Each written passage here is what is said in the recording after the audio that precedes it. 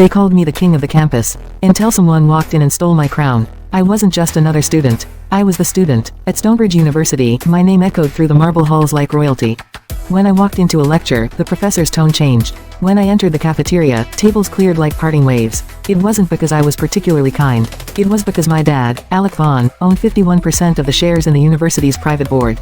That made me, in everyone's eyes, untouchable. No expulsion, no consequences, no failure, not even real friends. I had power, parties, and professors eating out of my hand. I even dated models from other colleges like it was a sport.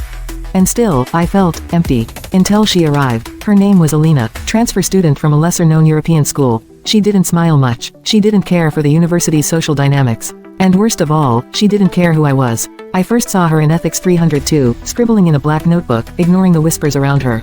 Even the professor paused, nudging me to introduce myself. I smirked, confident as always, and said, "Hey, you're sitting next to a legend." She looked up, eyes calm, almost bored. Do legends usually talk so much during lectures? I was stunned. Nobody talked to me like that. Days turned into weeks, and I kept noticing her. She didn't attend parties. She didn't post selfies in the campus gardens like the others. She'd sit by herself in the library or under the old willow near the lake.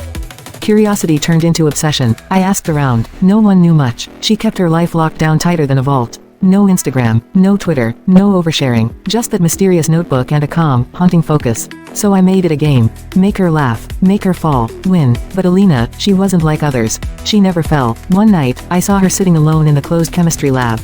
Lights dim, music playing softly. She didn't notice I was watching from behind the door. She was crying. Then suddenly, she stopped, stood, and whispered to herself, "Not here.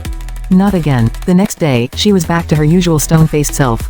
That's when everything started to unravel. The dean called me into his office. For the first time, there was tension. "I heard you've been harassing a student." "What?" I laughed. "Are you serious? Do you know who I am?" He leaned in, almost nervous. "Yes, but things are changing, Nathan. Don't assume you're immune." I stormed out. This had to be Alina. She was trying to destroy my reputation. But, why? I confronted her near the courtyard. "Why are you doing this?" I snapped. She didn't blink. "Doing what exactly?" "Spreading lies. Accusing me. You're messing with the wrong person." Her lips curled into a bitter smile. "Oh Nathan, you really think this place belongs to you?" Then she walked away. That night, I drank too much. Punched a wall. Dreamt of my kingdom crumbling. 2 weeks later, it did. A massive announcement was made during assembly. Effective immediately, there is a shift in Stonebridge's leadership.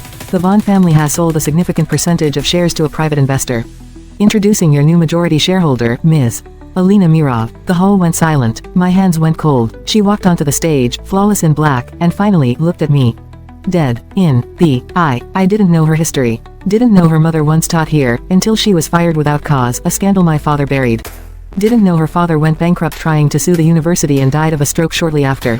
She had waited, planned, studied our system, bought shares anonymously over 2 years through offshore accounts. Alina didn't want revenge. She wanted justice. Over the next month, she initiated investigations, suspended 3 professors, ended all nepotistic appointments, and launched a reform panel. And me? I became just another face in the lecture halls. No more private parking, no more power, no more immunity. And yet, I couldn't hate her. I admired her. I loved her. The real kind. Not the games I used to play. But I knew better than to chase it. One day, I found a note in my locker. "A kingdom built on fear will always fall. I didn't ruin you, Nathan. I just showed you were without the throne." Alina. Years later, I graduated quietly. No spotlight. I teach now. Ethics, ironically. And sometimes, under the willow tree, I still see her. In memory. In echoes. She didn't just take the university, she made me earn it.